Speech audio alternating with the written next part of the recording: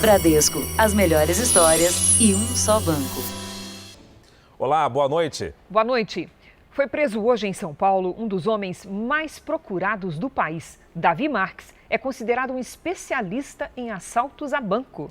O Núcleo de Jornalismo Investigativo da Record TV levantou informações sobre ele. Por mais de 2 décadas, o criminoso levou o terror a várias cidades brasileiras.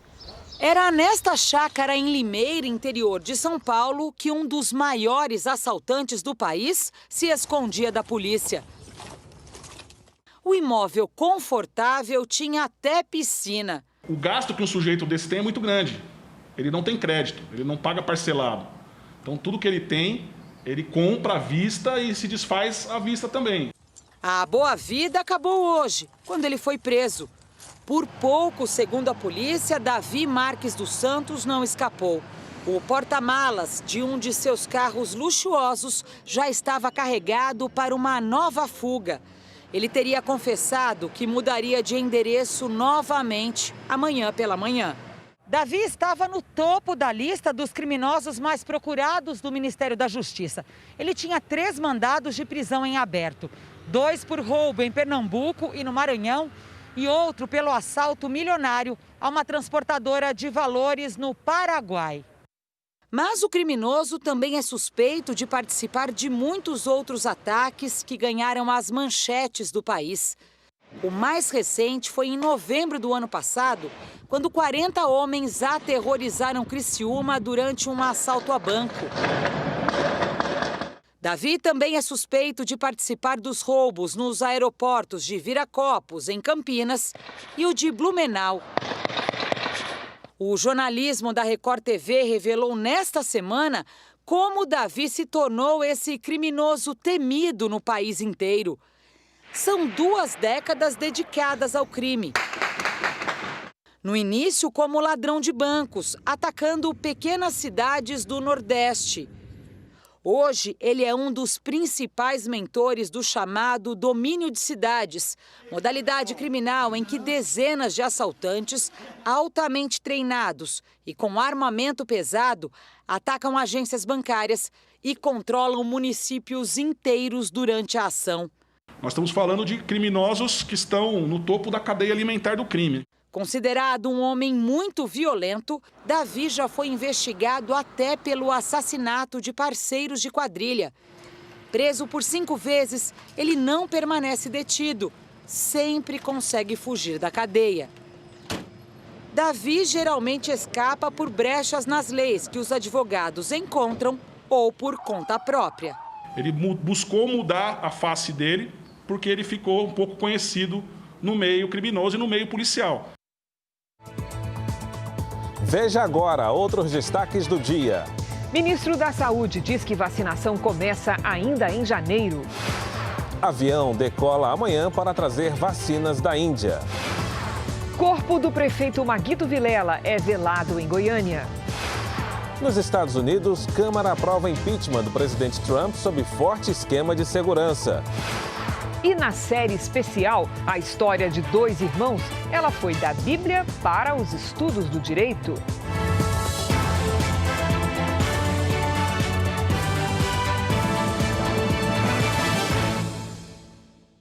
Oferecimento Bradesco, o Prime conecta você ao melhor do futuro.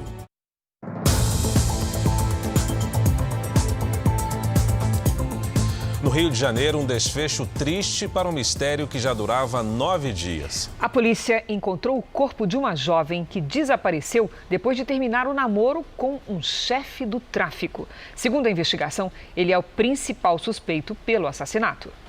O reconhecimento oficial foi feito por peritos do Instituto Médico Legal.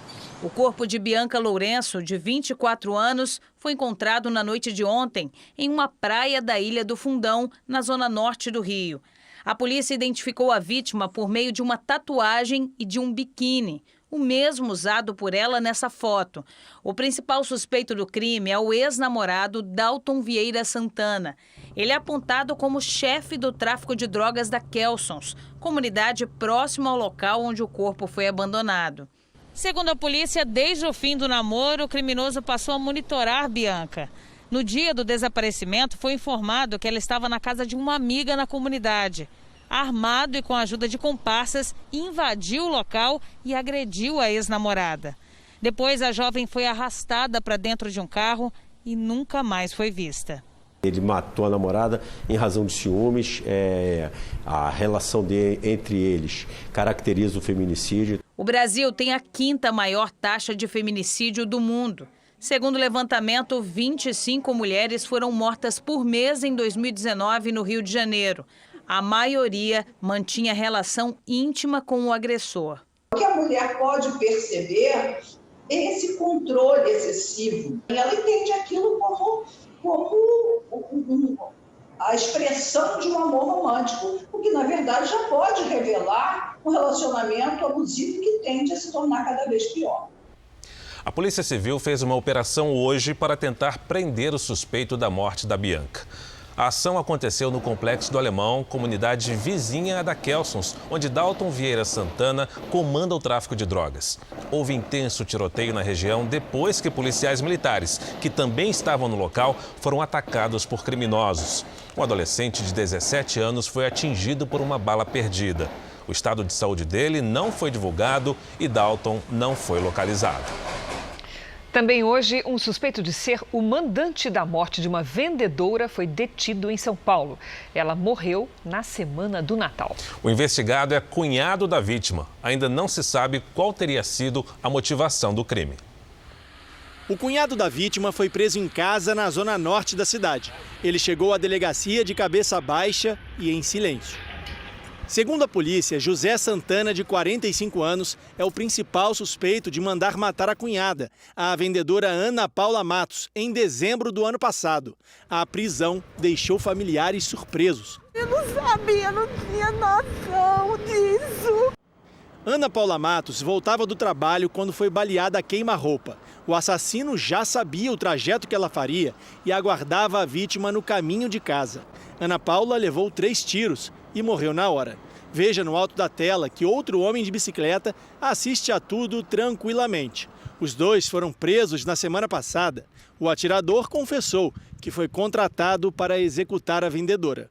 José Santana era casado com a irmã de Ana Paula há mais de 7 anos. Os investigadores suspeitam que ele tinha um relacionamento extraconjugal com a vítima. A polícia também trabalha com a hipótese de que José seria um agiota e Ana Paula devia dinheiro a ele. José Santana negou as acusações, mas vai permanecer preso até que o caso seja esclarecido. Ele mantinha uma relação de amizade, principalmente com o executor, o Ivanildo, e por essa relação entre ambos e por outros elementos que nós colhemos na investigação, a gente consegue vinculá-los. A gente não sabe nem se de fato seria uma dívida também do Ivanildo com o mandante. A esposa do suspeito esteve na delegacia, mas não falou com a imprensa. Ela afirma que não sabia se havia um relacionamento do marido com a irmã. Ela falou que não sabia de nada, que ele tinha feito isso com a nossa irmã. Que ele foi na minha casa no Ano Novo, participou, abraçou a família, mãe, meus irmãos. Ele ajudou, levou a gente no braço para ver ela lá no chão. Meu Deus, como que pode uma coisa dessa, gente? Em Salvador, arrastões levam pânico às ruas da cidade. As imagens da ação criminosa foram feitas pelos próprios moradores e mostram a crescente onda de violência na periferia da capital baiana. Assim que o criminoso armado sai do carro, as mulheres abandonam as bolsas e correm. Ele recolhe tudo e foge. As vítimas estavam em um ponto de ônibus. Estava com uma quantia de 1.500 que eu ia fazer minha casa. Ele me xingou. O crime aconteceu no subúrbio ferroviário de Salvador, região da capital baiana que enfrenta uma onda de arrastões nos últimos 20 dias. Está um pânico aqui dentro do ônibus. Aqui, os passageiros apavorados abandonam os ônibus e os motoristas dão ré nos veículos. Gente, o povo dando a ré para isso. Neste outro arrastão, à noite, as pessoas buscam proteção em frente a uma delegacia. As viaturas ficam presas no engarrafamento. Outras seguem pela contramão. Policiais armados entram a pé nas comunidades procurando os criminosos. A Secretaria de Segurança Pública disse que reforçou o policiamento na região e que prendeu 4 suspeitos. 13 celulares foram recuperados. Os criminosos estavam vendendo os aparelhos roubados. Aceitavam até pagamentos com cartão. Hoje, durante a cerimônia de troca do comando da Polícia Militar Baiana, o novo comandante falou sobre a situação. Nós temos já providenciadas operações diversificadas com o objetivo de fazer frente a essas situações, sobretudo para neutralizá-las. Vamos agora aos números de hoje da pandemia. Segundo o Ministério da Saúde, o país tem 8.256.000 casos de Covid-19. São quase 206 mil mortos. Foram 1.274 registros de mortes nas últimas 24 horas. Também entre ontem e hoje, 43 mil pessoas se recuperaram. No total, já são quase 7.317.000 pacientes curados e 733 mil seguem em acompanhamento. O Amazonas confirmou o primeiro caso de reinfecção pela nova variante do coronavírus. A repórter Natália Teodoro tem outras informações. Natália, boa noite para você. Boa noite, Fara. A confirmação foi feita pela Fundação de Vigilância em Saúde. A paciente de Manaus foi infectada 2 vezes em 9 meses. Na segunda vez, pela nova variante do vírus, a mesma que infectou turistas do Japão que passaram pelo Amazonas. E olha, hoje, aviões da FAB desembarcaram em Manaus, trazendo barracas, climatizadores e geradores para um hospital de campanha. O estado deve receber 50 toneladas de equipamentos, inclusive respiradores. O Ministério da Defesa, responsável pelo transporte, atende a um pedido de ajuda do governo para conter o avanço do coronavírus pelo Amazonas. A ocupação hospitalar no estado passa de 90%. Cris, Fara. Ok, obrigado, Natália. A gente teve um pequeno problema no áudio. O governo do Pará anunciou que vai proibir a partir de amanhã as embarcações vindas do Amazonas. Já em São Paulo, o governo antecipou o anúncio da atualização do plano em que as regiões do estado são divididas por cores. Antes, as mudanças estavam programadas para 5 de fevereiro. Agora, elas serão anunciadas na sexta-feira. Ainda não se sabe como a classificação vai ficar. A Secretaria de Educação, no entanto, manteve o retorno às aulas presenciais na rede estadual para 1º de fevereiro, no sistema de rodízio. O limite de alunos por sala de aula será de 35% nas 2 primeiras semanas. E nas redes sociais do Jornal da Record, você sabe também como é a situação do retorno às aulas no seu estado. A nova variante que surgiu no Brasil, encontrada em viajantes no Japão, tem preocupado outros países. O Reino Unido disse que vai tentar impedir que ela chegue ao território britânico. Cientistas tentam confirmar se essa mutação que teria surgido no estado do Amazonas também tem maior risco de transmissão, assim como as variantes do Reino Unido e da África do Sul. O primeiro-ministro britânico, Boris Johnson, anunciou que não descarta tomar providências para conter o avanço da doença, mas não especificou nenhuma medida. Enquanto isso, seguem as restrições. A partir de sexta-feira, todos os viajantes que chegarem ao Reino Unido, incluindo cidadãos britânicos, terão que apresentar teste negativo para a Covid-19. O governo também pretende que, em breve, os centros de vacinação fiquem abertos 24 horas todos os dias. Aqui em Portugal, o estado de emergência foi renovado e começa na sexta-feira um novo confinamento geral, como que aconteceu em março. Apenas mercados, farmácias e escolas permanecem abertos. E, segundo especialistas, o país enfrentará os piores dias da pandemia. Na Alemanha, o ministro da Saúde disse que, mesmo atravessando uma das fases mais difíceis de todos os tempos, com elevado número de mortes e infecções, nunca na história da humanidade houve uma vacina contra um novo vírus disponível tão rapidamente. Para ele, isso deve ser comemorado.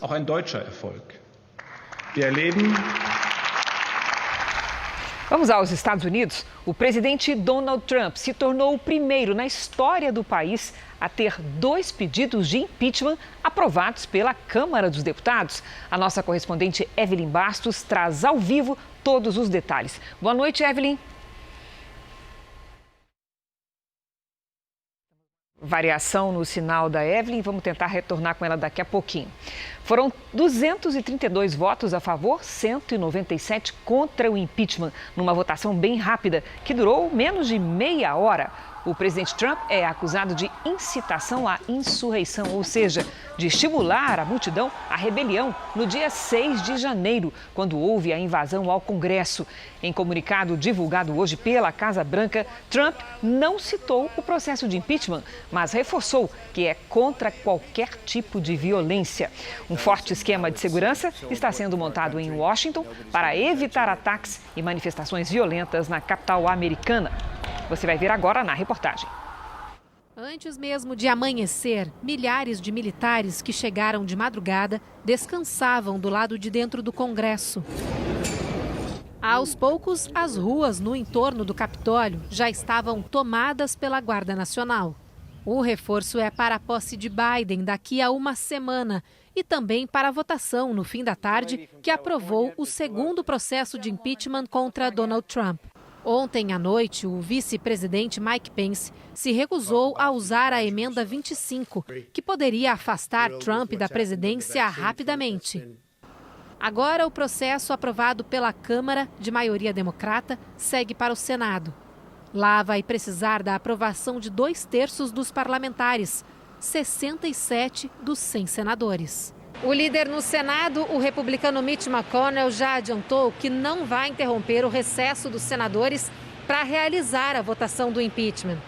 Com isso, a sessão só deve acontecer quando Joe Biden já estiver na presidência.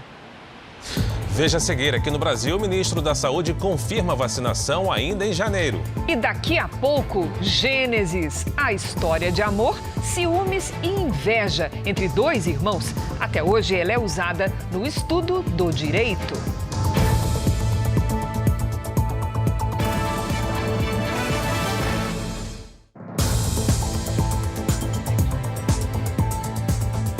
O ministro da Saúde, Eduardo Pazuello, confirmou que a vacinação contra a Covid-19 no Brasil deve começar ainda neste mês. E um avião parte amanhã para buscar 2 milhões de doses da vacina de Oxford na Índia.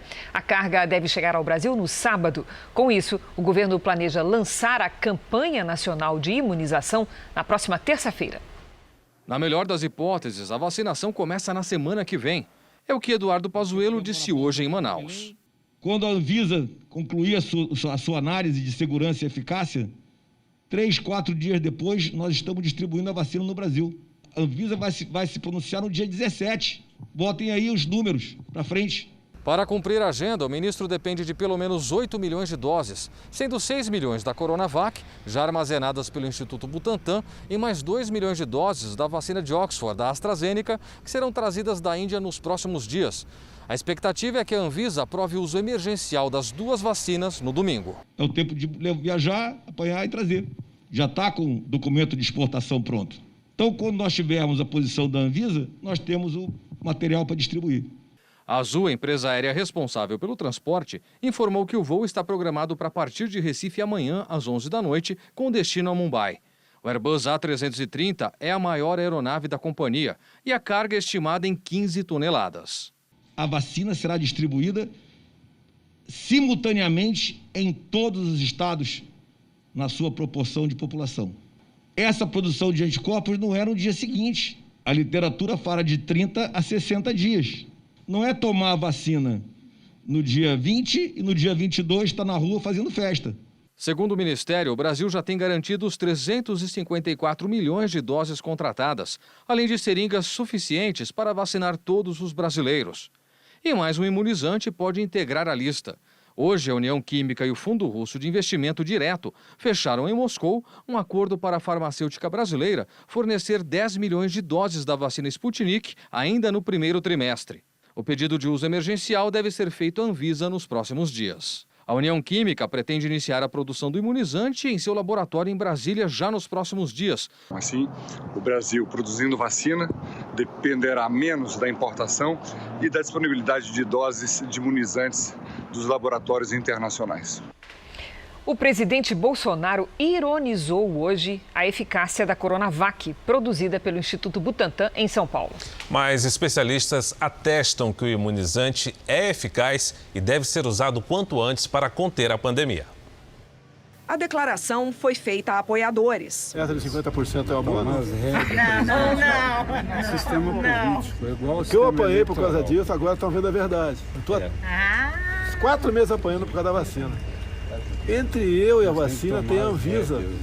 Eu não sou irresponsável, não estou a fim de agradar quem quer que seja. Fiocruz, é a certa. Não, aqui é a vacina que passar pela Anvisa, seja qual for. Em um evento em São Paulo, o governador João Dória defendeu a vacina. Todas as vacinas consideradas eficazes, de acordo com cientistas que fazem depoimentos e que estudam o tema, são vacinas que atendem 50% ou mais da taxa de eficácia. Portanto, a vacina do Butantan atende plenamente.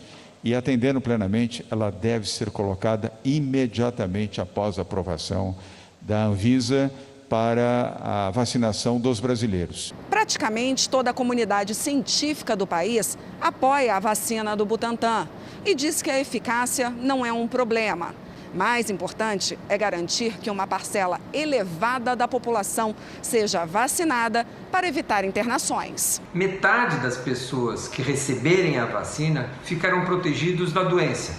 Não vão desenvolver nenhum sintoma. A outra metade, se adoecerem ou quando adoecerem, terão doença leve. Não serão hospitalizados, não irão para UTI, não vão morrer. Para pacientes graves, para pacientes que possam complicar, ela tem eficácia de 100%. O que nós estamos buscando esse tempo todo? Uma forma de proteção dos mais vulneráveis. Hoje, a Associação Médica Brasileira voltou a se posicionar a favor da vacinação. A vacinação em si não se refere apenas à proteção do indivíduo que recebeu a vacina. A vacina ajuda a proteger quem recebe a vacina, ajuda a proteger quem está à volta do indivíduo vacinado. A vacina é eficaz e segura. Portanto, a palavra de ordem é vacinem-se. Nesse momento, o que temos é uma vacina que diminuiu 50% o risco de adquirir o vírus. Vai ser bom, tanto individualmente como de uma forma coletiva, se conseguirmos reduzir a circulação desse vírus em nossa população.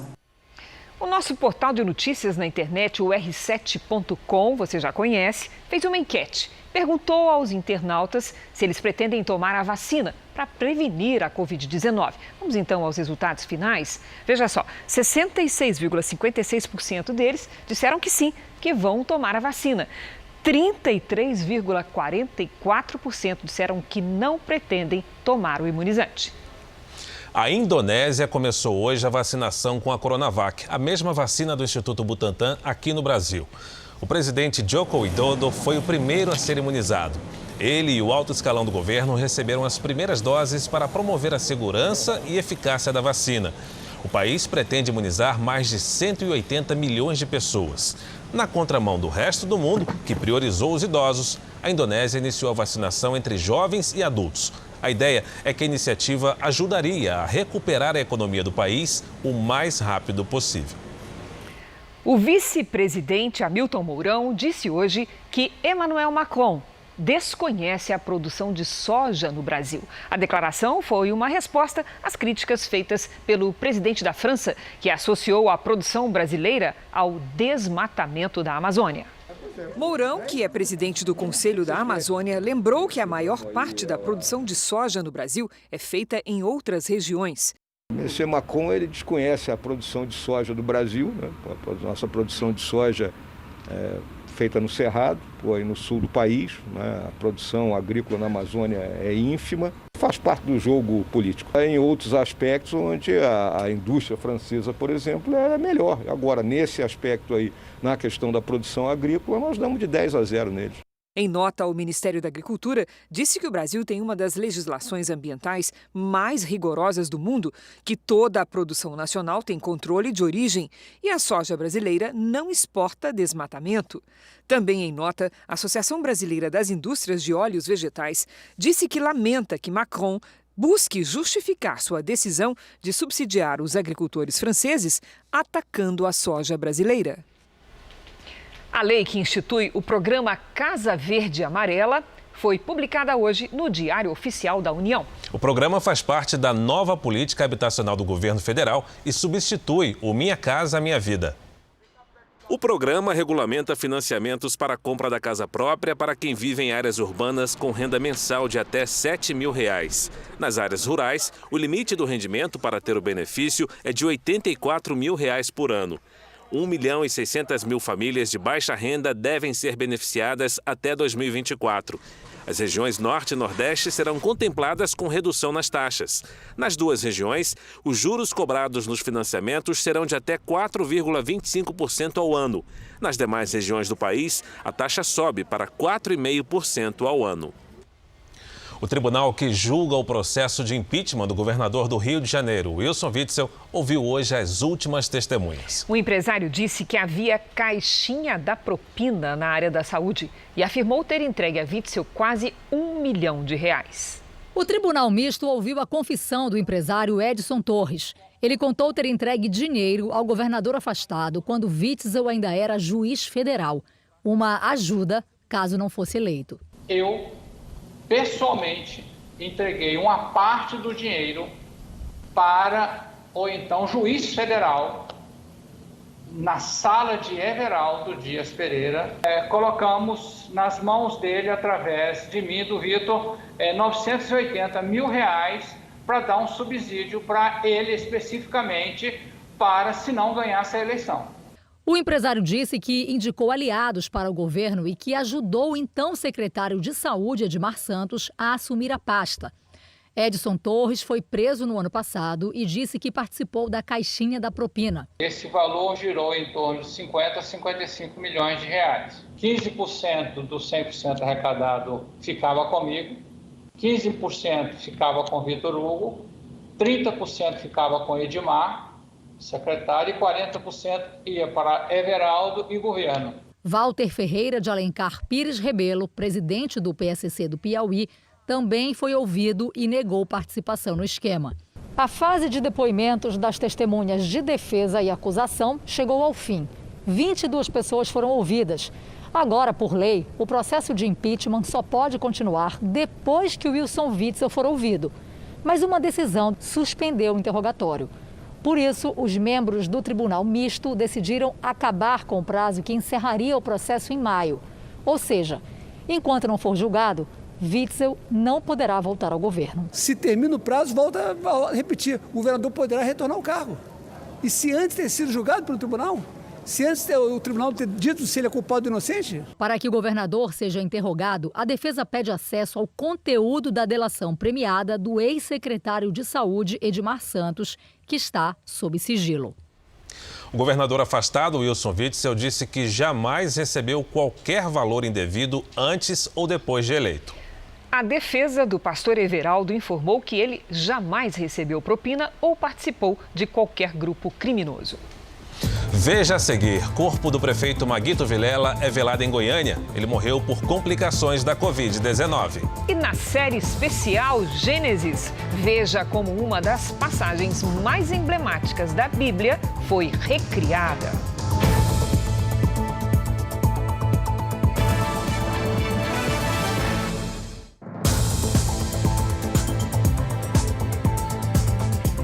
O estelionato sentimental, também conhecido como golpe do falso Dom Juan, que a gente já mostrou tantas vezes aqui no Jornal da Record, segue fazendo vítimas. Mas se antes os suspeitos fingiam ser homens ricos, muitas vezes estrangeiros, agora, imagine você, Cris, eles admitem não ter dinheiro e pedem empréstimos.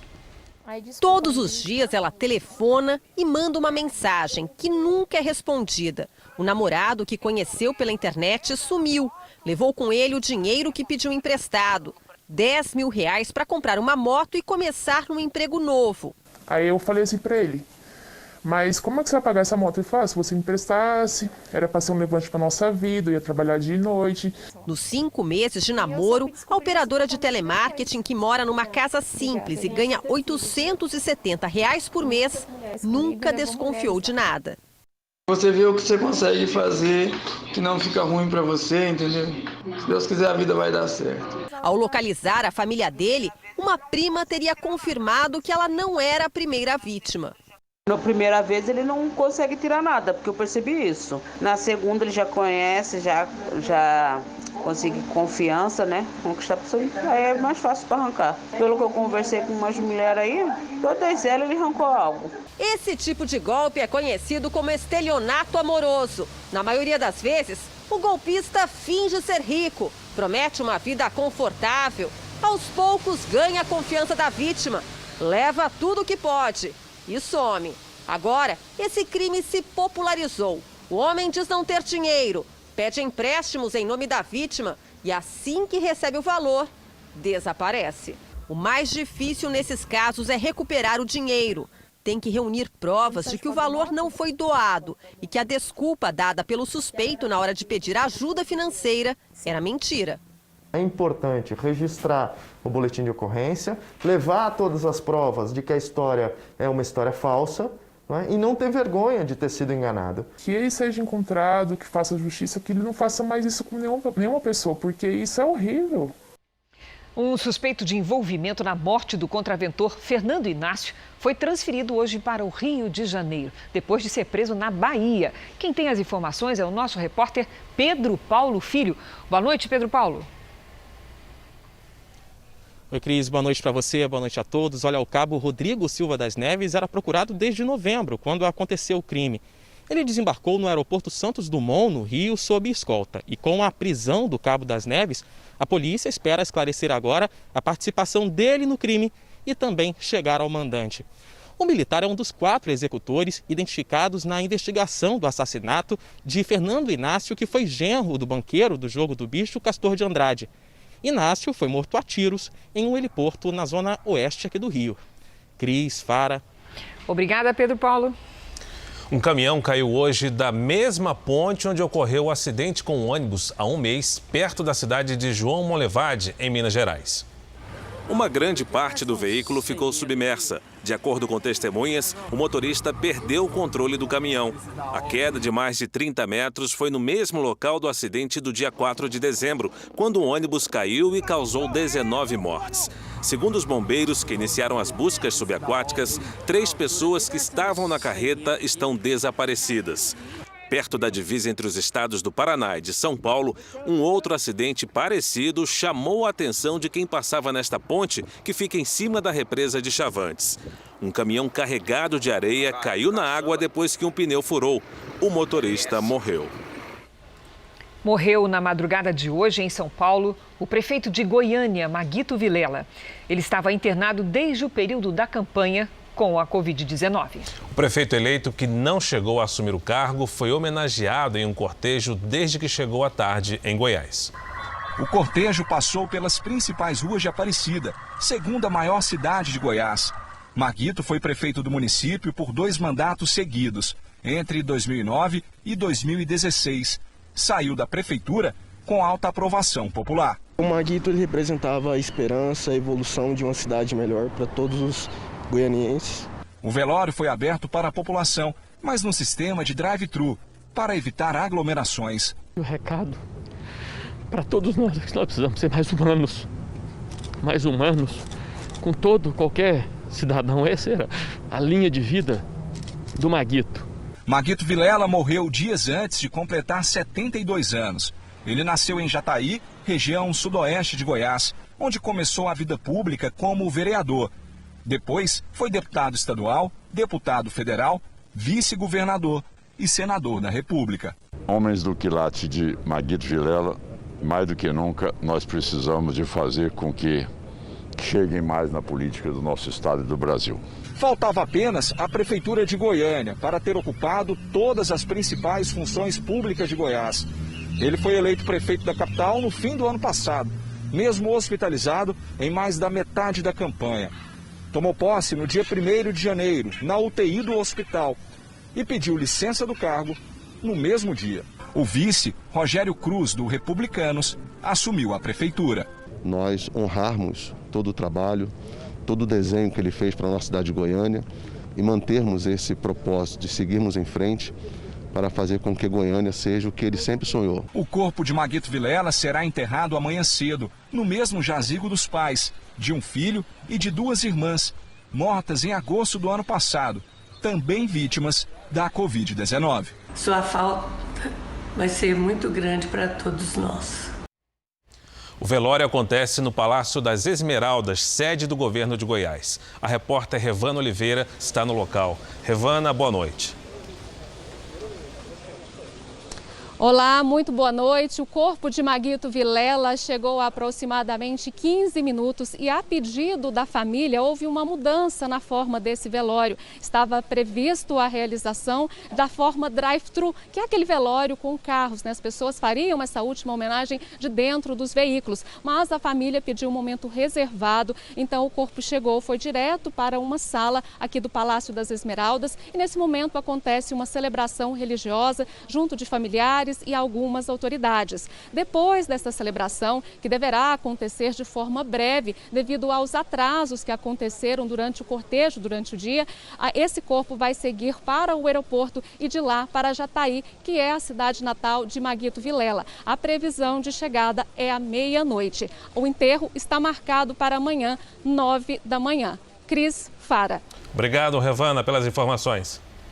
Maguito Vilela, você sabe, um dos políticos mais tradicionais do MDB, foi senador, foi governador do estado de Goiás. Ele esteve no hospital por mais de 2 meses. Ele já estava livre do vírus, mas muito debilitado. Não resistiu às complicações de uma longa internação. O drama de Maguito Vilela começou em 20 de outubro, durante a campanha eleitoral. Ele se sentiu mal, fez o teste e descobriu que estava com a Covid-19. 2 dias depois foi internado em um hospital de Goiânia. A oxigenação dos pulmões chegou a um nível crítico e o candidato foi transferido para São Paulo no final de outubro. O quadro respiratório era grave e ele foi entubado 2 dias depois. O tubo chegou a ser retirado pouco antes do primeiro turno da eleição. Maguito postou fotos, mas no dia da votação teve que ser entubado de novo. Dessa vez, os médicos fizeram uma traqueostomia para auxiliar a respiração. Na UTI, recebeu a notícia de que tinha vencido a eleição no segundo turno com 52% dos votos.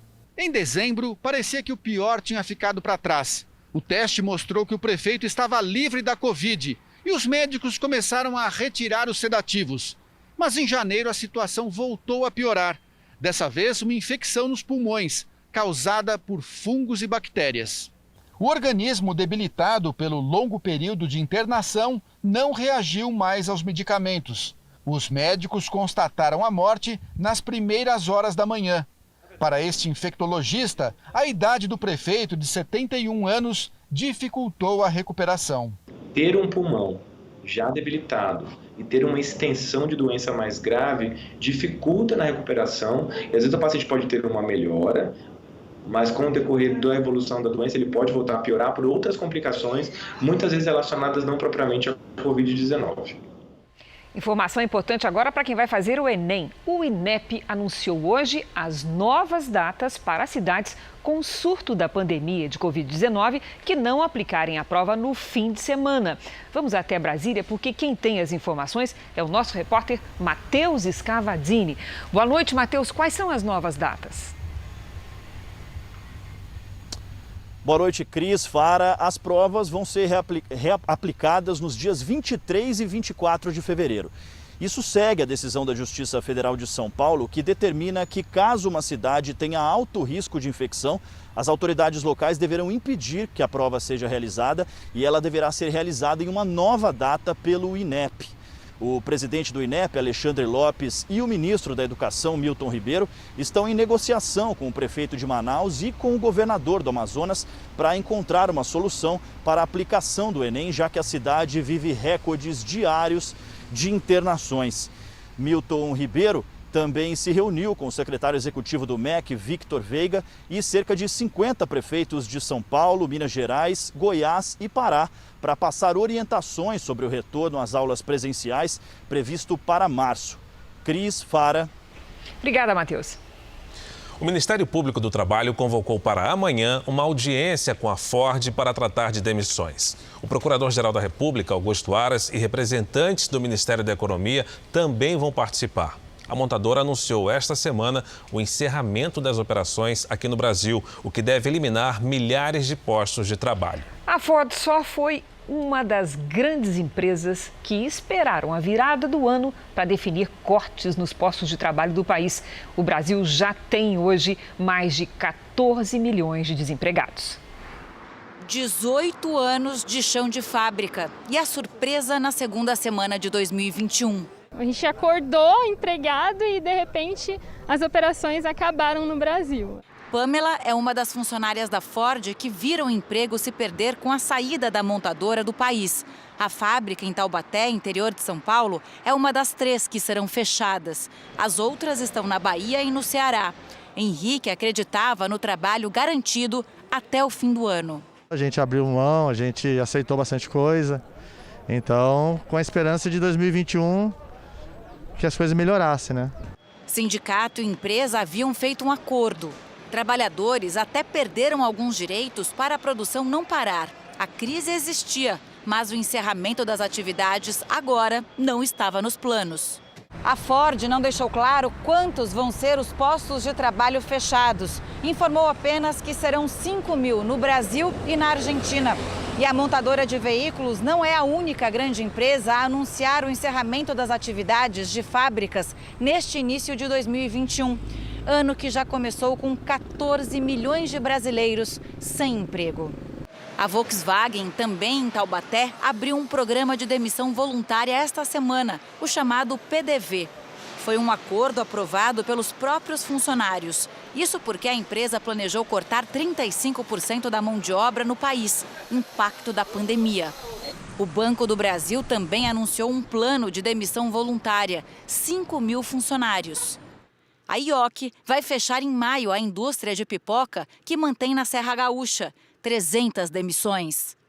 E a Sony, japonesa dos eletroeletrônicos, está encerrando as atividades na Zona Franca de Manaus. A brasileira Mundial comprou a fábrica, mas 200 pessoas vão ficar sem emprego. Especialistas no mercado de trabalho dizem que a pandemia não pode ser considerada a única causa da situação.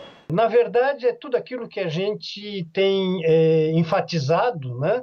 Que é, por exemplo, a falta de um plano nacional de longo prazo, né? Realizado pelo governo, definindo realmente aonde o país pretende chegar em termos de produção. E associado a tudo isso, também nós temos outros elementos importantes a serem considerados, que é, por exemplo, o caso da reforma tributária, a reforma administrativa ampla e restrita, uma reforma da reforma previdenciária, porque quer queira, quer não, essa reforma da Previdência ela foi feita de uma maneira aquém daquilo que seria o desejado e seria o necessário. Olha, houve rumores hoje ao longo do dia sobre uma possível demissão do presidente do Banco do Brasil, André Brandão, justamente pela decisão de fechar unidades de atendimento do banco e realizar um programa de demissões voluntárias, anunciado ontem, como nós mostramos na reportagem, 5 mil vagas. Eu apurei que, neste momento, a equipe econômica tenta reverter a decisão de André Brandão e segurar o presidente do Banco do Brasil no cargo. E agora uma informação que vem dos Estados Unidos. Há pouco, o presidente Donald Trump divulgou um vídeo nas redes sociais da Casa Branca. Ele disse que recebeu informações do serviço secreto sobre ameaças reais de ataques nos próximos dias. Trump disse que todos têm direito de se manifestar de maneira pacífica e que as autoridades vão usar todos os recursos disponíveis para manter a ordem. Alagamentos no fim da tarde são rotineiros no Brasil Central. No verão passado, nós tivemos enchentes históricas no Sudeste. Esse ano, a chuva parece mais persistente, não é mesmo? Vamos saber com a Lidiane Sayuri se há alguma mudança em relação a 2020. Boa noite, Lid, sempre elegante. Obrigada, Cris. Boa noite para você, para o Fara, para todo mundo que nos acompanha. Temos sim, viu? Ano passado, o volume de chuva para o mês foi superado em poucas horas em alguns municípios. Já este ano, as pancadas geadas de verão estão, digamos assim, mais moderadas e frequentes. A água se torna um problema quando um grande volume desaba em pouco tempo. Só hoje, por exemplo, Corumbá, em Mato Grosso do Sul, recebeu 120% da chuva esperada para o mês. As galerias de captação da chuva passam por baixo da cidade concretada. Uma pequena abertura recebe a água e quando o volume é maior que o espaço para vazão, ocorrem os alagamentos. Nas próximas horas, uma frente fria chega ao sudeste e provoca mais temporais.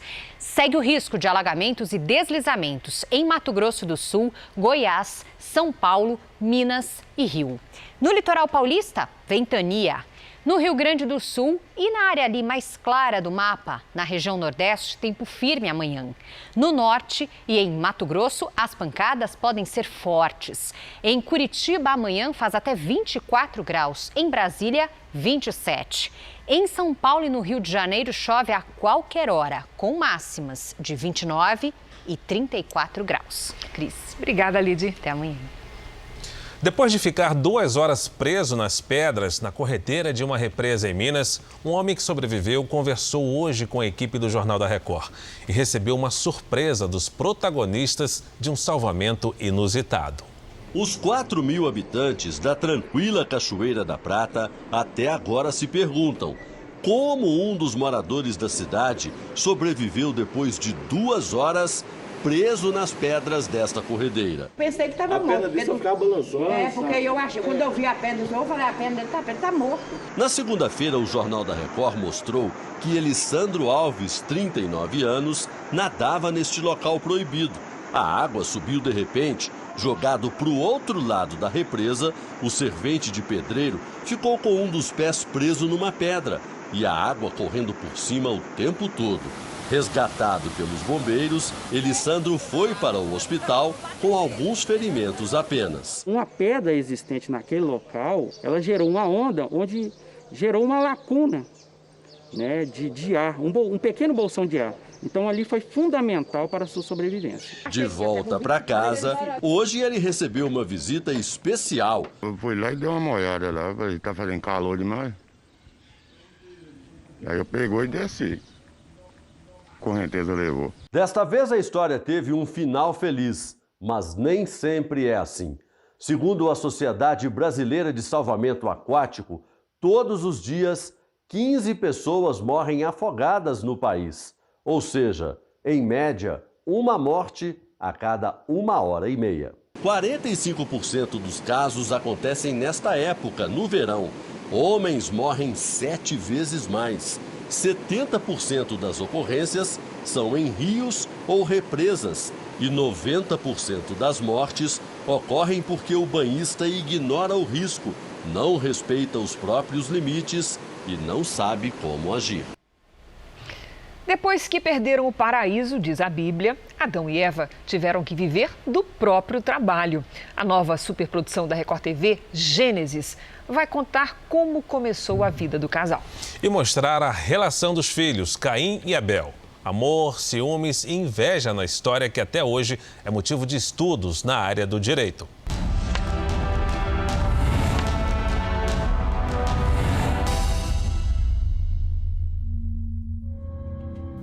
Coabitou o homem com Eva, sua mulher. Esta concebeu e deu à luz a Caim. Então disse: adquiri um varão com o auxílio do Senhor. Depois deu à luz a Abel, seu irmão. Abel foi pastor de ovelhas e Caim, lavrador. Na primeira fase de Gênesis, vamos conhecer a história de Caim e Abel, filhos de Adão e Eva. O alto preço que o casal pagou por ter desobedecido a Deus se estendeu aos filhos e, em pouco tempo, se espalhou para todas as próximas gerações, as tornando completamente pervertidas e injustas. Ligado aos animais, o segundo filho de Adão e Eva, Abel, interpretado por Caio Manhetti, é o pilar de generosidade e afeto da família. Ele é obediente, generoso, bondoso e amoroso. O Abel, ele tá sempre querendo deixar essa família unida, né? Acho que é o grande objetivo dele. Ele é o fio condutor de todos eles, de Adão, Eva, Caim, Rená, todas as irmãs. Mas, apesar de ter um perfil conciliador, Abel enfrentará muitos problemas com o irmão, Caim, interpretado por Eduardo Speroni. Estar vivendo isso agora, para mim, é uma coisa incrível, assim, incrível. Caim é egoísta, mimado e ciumento. Perda de tempo! Todos esses sentimentos ruins irão prejudicar bastante a relação familiar. As gravações das cenas de Caim e Abel aconteceram na região dos Canyons de Itaimbezinho, no Rio Grande do Sul. Um lugar arrebatador. Tudo é imenso. Paredões com mais de 700 metros de altura. Precipícios a perder de vista. Uma aventura para levar toda a equipe até a colina escolhida ali na região. Carros com tração, caminhões com todo equipamento técnico, figurinos, ônibus trazendo o pessoal. É uma logística da dimensão da paisagem. E tudo começa no detalhe. Os atores passam por um trabalho de caracterização. Os corpos precisam ganhar a textura, a cor de um tempo de trabalho duro e a exposição ao sol, à chuva, ventos. Todo o aparato é montado no alto da colina. Câmeras, gruas, trilhos que fazem correr o cinegrafista para efeitos que ajudam a dar o clima de uma das cenas mais emblemáticas da Bíblia. O elenco já foi preparado em cursos, aulas e leituras no Rio de Janeiro, com os diretores da novela. Aqui no set de filmagem, já chegam prontos para gravar. Eduardo Speroni, ator que interpreta Caim, e Caio Manhetti, o Abel, são amigos na vida real. E dizem que isso ajuda na hora de compor a emoção que liga os primeiros filhos de Adão e Eva. A concepção de direção de arte, de figurino, é muito bem feita. Quando a gente está gravando cenas ali nas cabanas, com todas essas peles e todos esses instrumentos feitos de osso e tudo, pra gente é uma imersão. A história de Caim e Abel é tão impactante que é usada até hoje em estudos da área do direito. Examinando o caso concreto de Caim e Abel, mostra que realmente o direito natural, o direito à vida, o direito de respeito, de aceitar o outro como ele é e não ter inveja, pode levar a um crime, e esse crime foi punido por Deus. E se nós analisarmos toda a história do direito penal, é uma história em que o elemento de querer o que é alheio, qual é a melhor definição de inveja? Eu não ficar feliz com a felicidade do outro. Então, na prática, foi isso que ocorreu entre Caim e Abel. A relação entre esses dois irmãos nos chama a uma reflexão sobre o valor da vida, sobre o respeito ao próximo. A espiritualidade ensinada pela Bíblia, ela nunca vai dar lugar ao ódio, à intolerância ou ao sentimento de repulsa por aquilo que é diferente a mim. A lição da Bíblia é que toda vida humana tem valor.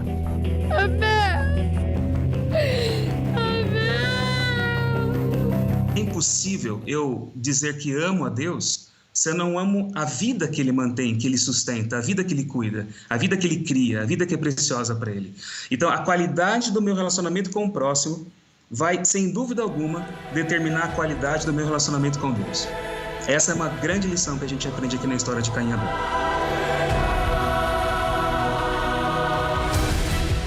A nova superprodução da Record TV, Gênesis, que estreia na próxima terça, conta o desfecho dessa história e como ela impactou em toda a humanidade.